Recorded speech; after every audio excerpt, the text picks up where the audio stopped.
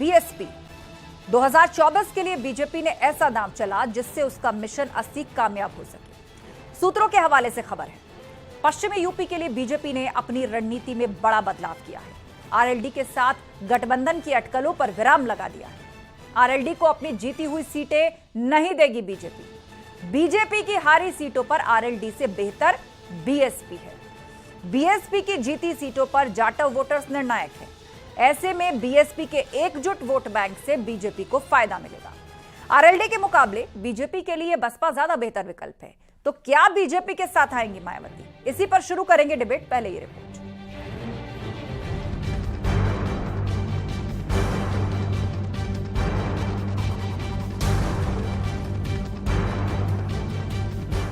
BJP ने बदली choice, RLD की जगह बीएसपी।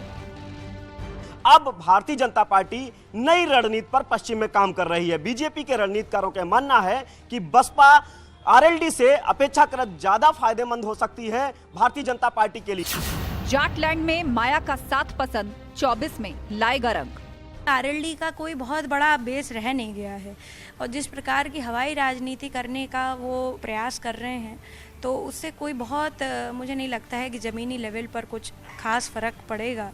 और जहाँ तक उनका जो गठबंधन है, पूर्व में भी देख चुके हैं उनके जिन जिन पार्टियों के साथ गठबंधन किया है उनका ही फायदा हुआ होगा, उन्होंने किसी को फायदा नहीं पहुँचाया। बीजेपी के 24 के बिसात मायावती आएंगी साथ।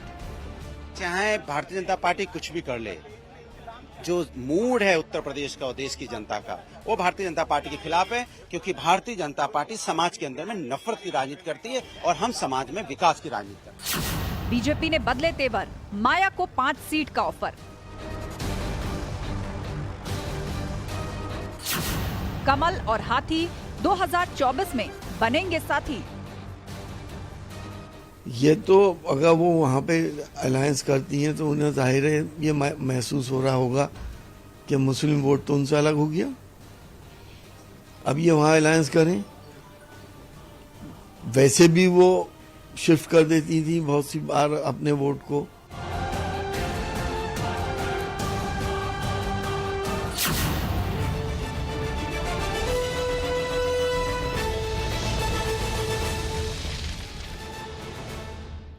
और अब वक्त है महाबहस के 3 राउंड के सवालों का। आपको सवाल दिखाते हैं जिन पर आज हम खासतौर पर चर्चा करेंगे। पश्चिमी यूपी में खेल, बीजेपी बीएसपी में मेल, क्या ये गठबंधन होगा? क्योंकि बीजेपी का जो आकलन है वो ये कह रहा है कि जो सीटें बीजेपी हारी है पूर्व में, उन पर आरएलडी से ज्यादा बेहतर बसपा है और उसका वोट बैंक भी एकजुट है। सवाल नंबर 2, जाटलैंड में डील, विपक्षी ताबूत में आखिरी कील। और अगर बीजेपी और बीएसपी साथ आ गए तो पश्चिमी यूपी, जिसे जाटलैंड कहा जाता है क्योंकि बसपा का वोटर एकजुट है और जाटव वोटर पर जबरदस्त पकड़ बसपा की है, और उसके कॉम्बिनेशन वोटर का फायदा अगर बीजेपी को मिलेगा तो क्या यह विपक्षी गठबंधन के लिए आखिरी वार की तरह होगा? और सवाल नंबर 3, माया का साथ पसंद 2024 में लाएगा रंग।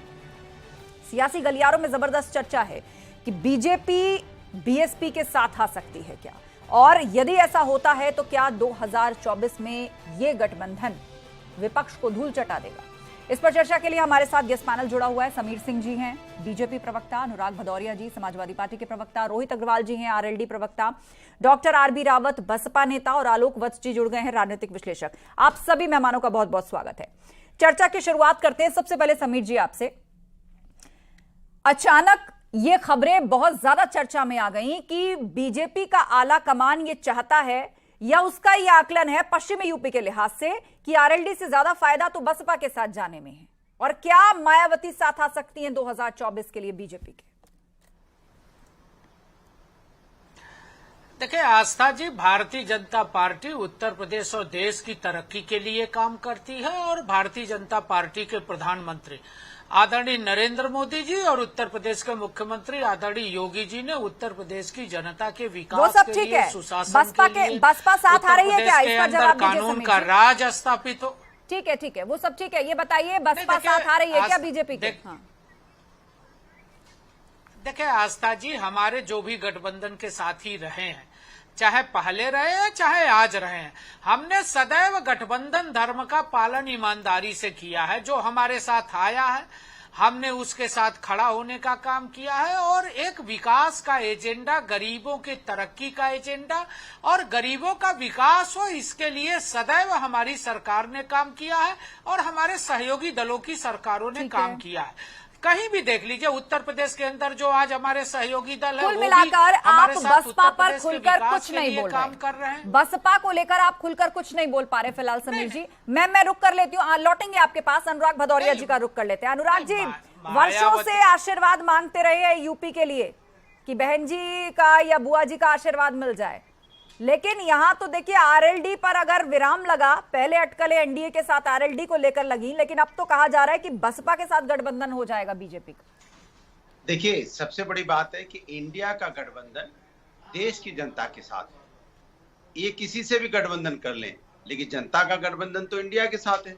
इंडिया मतलब होता है कि देश की जनता की समस्याओं की बात करना, जैसे किसान की बात करना, माने इंडिया के किसान, इंडिया की युवा, इंडिया की जो हमारी महिलाएं उनकी समस्या पे चर्चा करना, इंडिया में जो महंगाई है उस पे चर्चा करना।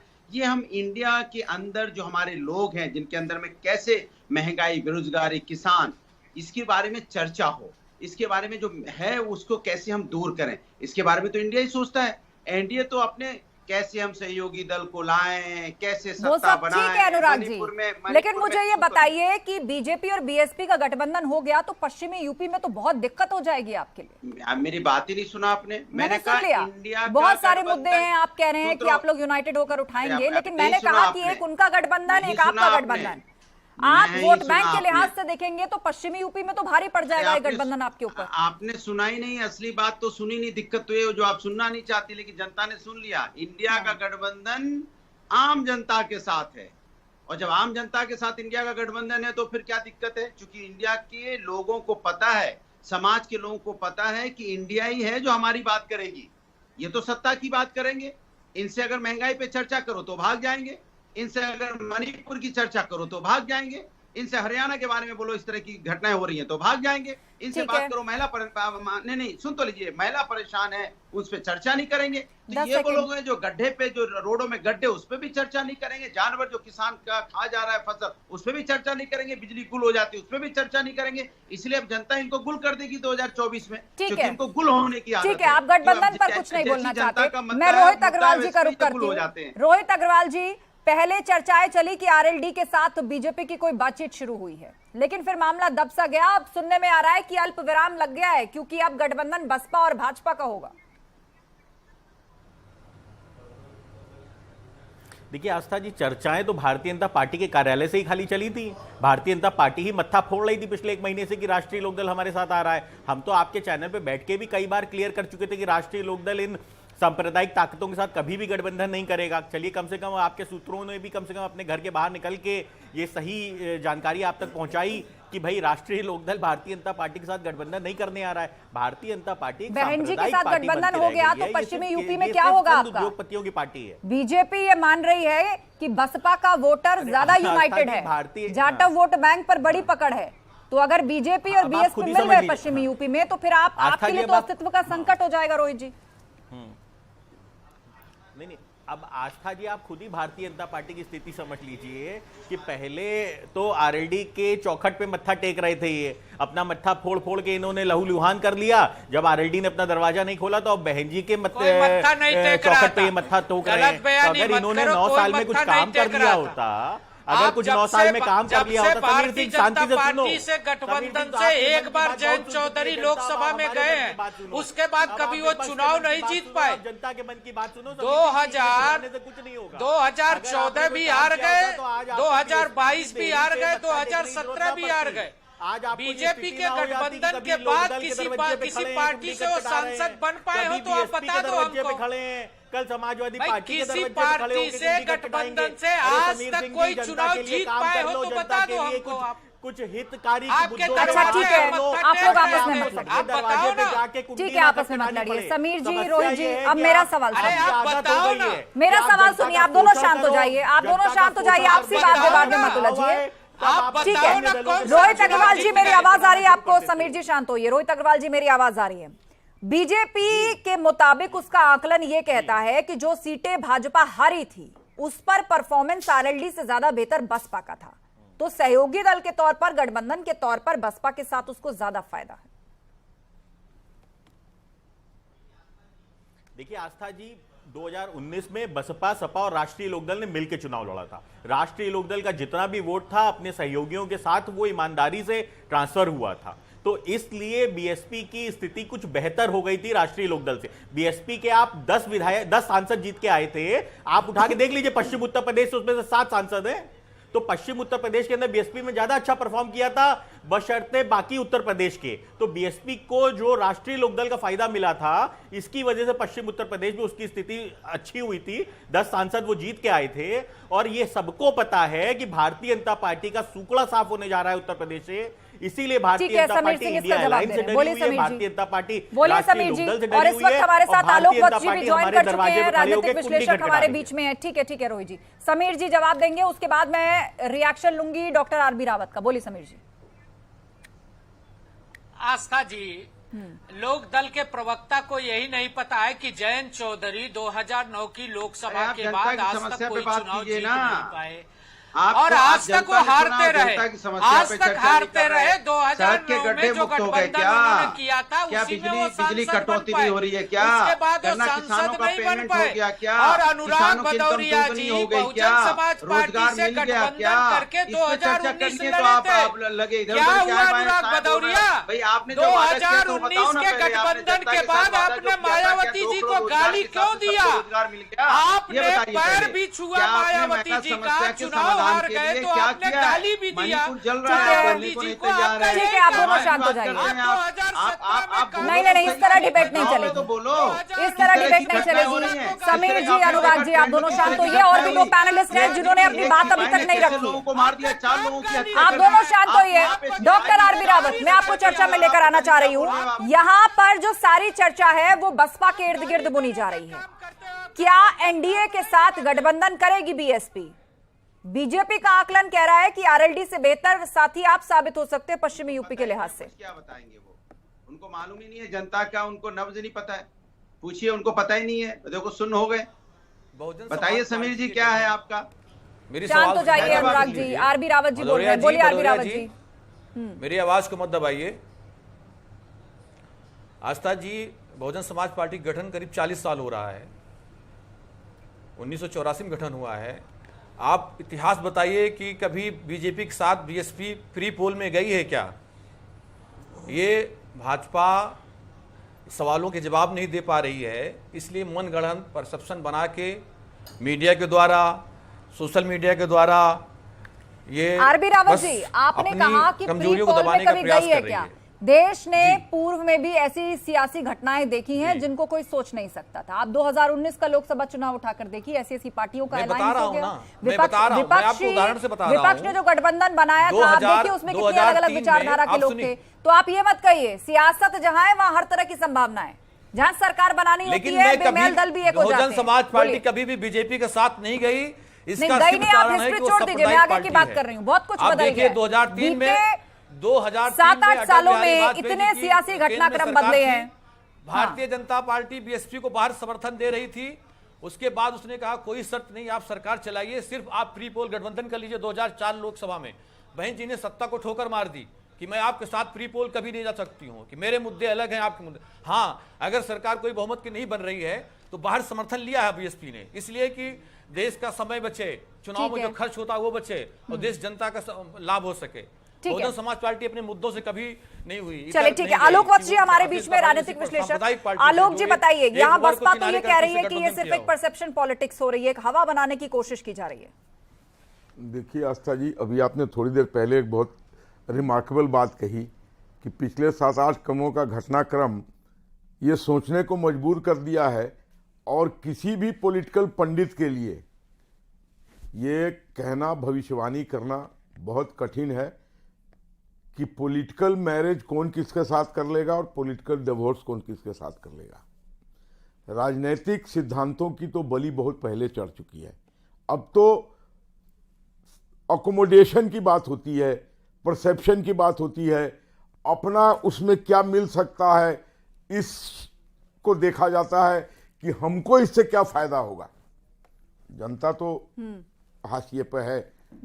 और लेकिन आलोक जी, ये आकलन निकल के सामने आया है पश्चिमी यूपी के, अगर स्पेसिफिक बात करें तो अगर गठबंधन बीजेपी तलाश रही है तो उसका ये मानना है कि जो सीटें वो हारी उस पर बेहतर परफॉर्मेंस आरएलडी से ज्यादा बसपा का था। दोनों साथ आ जाएं क्योंकि बसपा का वोटर भी एक मुश्त वोटर है। देखिए एक चीज आपको बता दें आस्था जी, अब वो बसपा नहीं रही। बसपा का वोट बैंक का बेस क्या था? दलित एंड मुस्लिम एन ब्लॉक ही लगभग, हालांकि इनके यहाँ बहुत पदाधिकारी हैं मुसलमान, लेकिन उससे कोई फर्क नहीं पड़ने वाला। इनके सारे लोग जा चुके हैं, मुस्लिम कम्युनिटी इनको लगभग छोड़ चुका है। और दलित वोट बैंक में बीजेपी ने जबरदस्त सेंध लगाई है। आज जितने दलित एमपी और एमएलए बीजेपी के पास हैं उसका मैं समझता हूं 5% भी इनके पास नहीं है। तो ये कहना कि उनको लाने से कोई बहुत लाभ होगा, लेकिन हां बीजेपी के पास अभी ये शो करना एक सो कॉल्ड मजबूरी बन गया है कि हमारे साथ और भी लोग हैं। और 2024 के लिए अपने अपने कुनबे को मजबूत करने में हर कोई जुटा हुआ है। अनुराग भदौरिया जी, ठीक है, मैं अनुराग भदौरिया जी को लेकर आना चाहूंगा। अनुराग जी, आपको लग रहा है कि बीजेपी ने आप लोगों को दोनों छोरों से घेर लिया है 2024 के लिहाज से? पूर्वांचल में देखिए सुभाषपा, निषाद पार्टी, महान दल के साथ गठबंधन पक्का कर लिया। अब पश्चिम में खबर आ रही है कि बसपा के साथ अगर ये गठबंधन हो गया तो आप लोग कितनी बड़ी चुनौती या कड़ी टक्कर दे पाएंगे?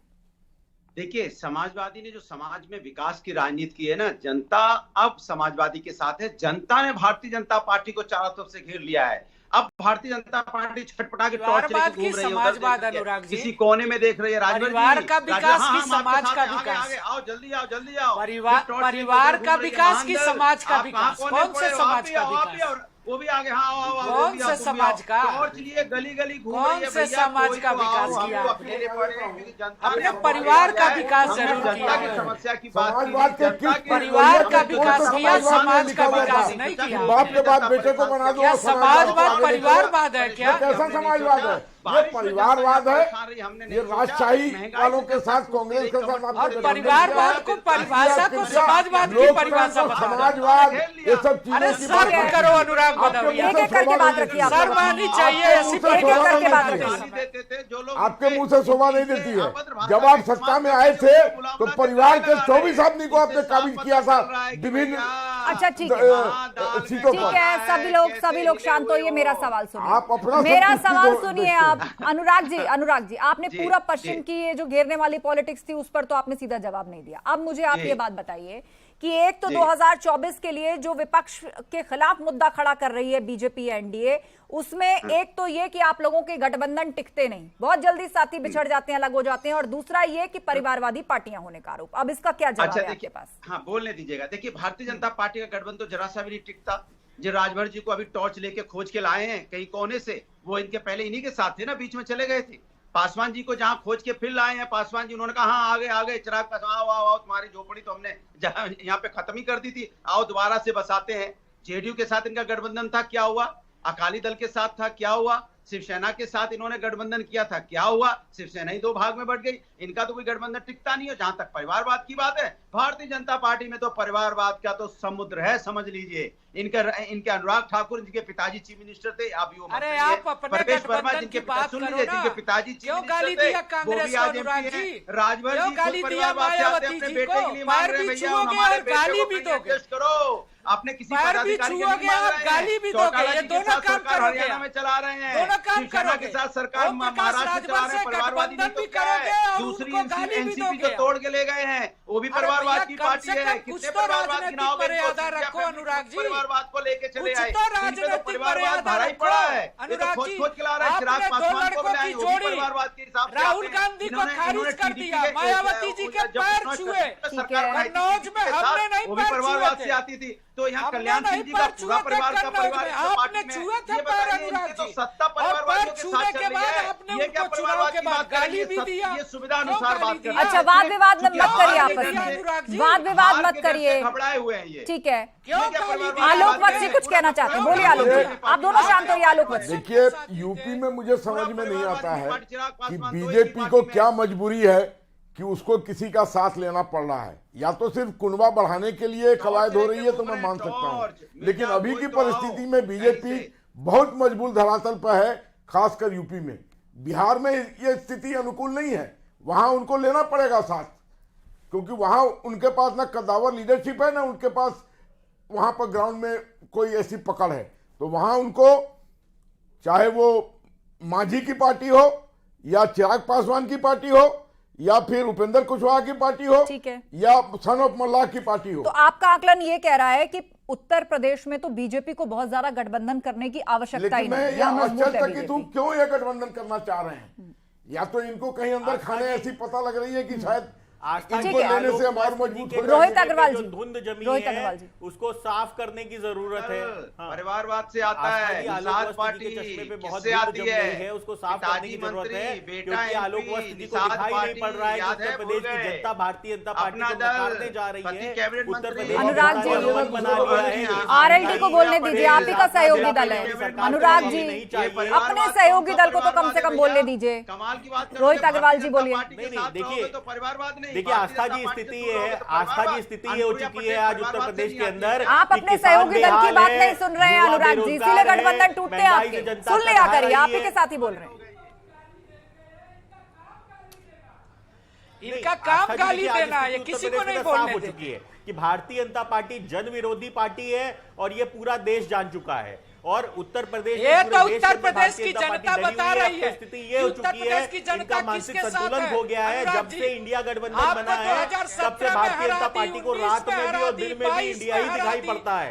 और उस इंडिया में इनकी जो कुर्सी है वो कुर्सी के चारों पहिए तोड़ दिए हैं और अब भारतीय जनता पार्टी जमीन पे बैठी हुई है। और स्थिति है कि कभी राष्ट्रीय लोकदल के दरवाजे पे, एक-एक करके बोलिए, आपने सबको समय मिल रहा है, भाषाई मर्यादा सबको आप समय मिल रहा है। बताओगे। अभी अनुराग भदौरिया को बता रहे थे कि पैर छूते हो, अरे हिंदुस्तान के संस्कार में अगर किसी के पैर छूना कब से अपमान होने लगा? ठीक है, समीर सिंह, ठीक है, ठीक है। आप हमें आलोक वत्स जी, उसके बाद अनुराग भदौरिया जी। कहते हो ये आप तो नाम अपने आप को वाम रखने धार्मिक से पार्टी कुछ कहते नहीं होने हो। वाला है। हिंदू धर्म के अंदर एक मैं शांत रहिए, बात मैं बोल रहा हूँ।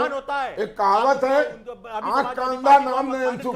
इंडिया रखने से अब इंडिया थोड़ी हो गए, इंडिया डॉट, इंडिया गोल, डी गोल, सब में गोल गोल है आप। तो वो इंडिया रखने से नहीं कुछ होगा। मेरे गांव में जो सबसे कमजोर आदमी था उसने अपना नाम गमा रख लिया था, तो पहलवान थोड़ी हो गया गमा। ये नाम वाम से कुछ नहीं होगा। ये देश की स्थिति है। आप लोग मजबूरी में इकट्ठा हुए हैं क्योंकि आप अपने आप में बिल्कुल अक्षम है। एक भी सीट कहीं से अकेले लड़के केंद्र में नरेंद्र मोदी जी की सरकार को चुनौती देने के लिए, ठीक है, आप में वो दम नहीं है। ठीक है, ठीक है। अनुराग भदौरिया जी, अनुराग भदौरिया जी, मेरे पास लास्ट 1 मिनट है, सब लोग अपनी बात रख ले। अनुराग जी और उसके बाद डॉक्टर आरबी रावत। अनुराग जी, इन्होंने पता नहीं, मैंने सुन नहीं पाया था किसके पैर छूने पे आपत्ति की, इन्होंने जरा ये बता दीजिए, मुझे पता तो चल जाए। मैं बोल रहा था, मैं सुन नहीं पाया। मायावती जी के पैर जो छुए। अरे भैया, ये हिंदुस्तान का हमारी संस्कृति है, जो हमसे बड़ा उसके पैर छुएंगे। भारतीय जनता पार्टी को अगर हिंदुस्तान की संस्कृति नहीं आती है तो इसीलिए तो इंडिया को नहीं समझ पा रहे हैं। वो सत्ता समझते हैं, लेकिन उन्होंने खुद को अलग कर लिया। आपके साथ गठबंधन से उन्होंने बाद में खुद को अलग कर लिया। दोबारा साथ आ नहीं पाए, आपकी इच्छा जरूर रही लेकिन वो आ नहीं पाए। बहन जी साथ नहीं आ पाए। कौन से शास्त्र में पढ़ के आए हो आप? किसी के पैर छू लेना अपमानजनक घटना होती है। अरे किसी के पैर छूना एक सम्मान का प्रतीक होता है। किसी के पैर छूना सम्मान का प्रतीक होता है। मोदी जी स्वयं मंच से न जाने कितनी बार पैर छूते हुए दिखाए गए हैं। अनुराग जी, चलिए ठीक है, ठीक है। 2024 के लिए आप सब लोगों ने अपना अपना दाव चल दिया है। 2024 के लिए अपने अपने गठबंधन को मजबूत करने की कवायद दोनों ओर से चल रही है, सत्ता पक्ष से भी और विपक्ष से भी। असल फैसला जनता को करना है। आप सभी लोगों का शुक्रिया इस बहस में शामिल होने के लिए। 4 बांस 24 गज, अंगुल अष्ट प्रमाण, ताऊ पर सुल्तान है, मत चूको चौहान।